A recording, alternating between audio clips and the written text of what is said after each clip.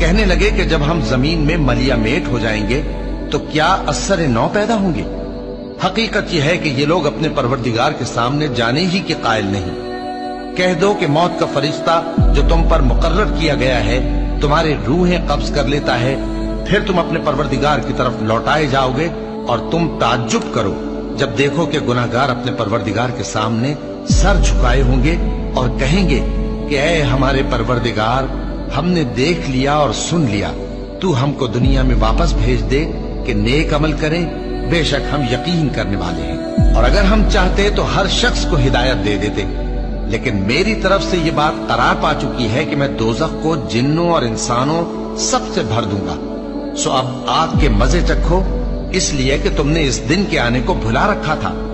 آج ہم نے بھی تمہیں بھلا دیا ہے، اور جو کام تم کرتے تھے ان کی سزا میں ہمیشہ کے عذاب کے مزے چکھتے رہو۔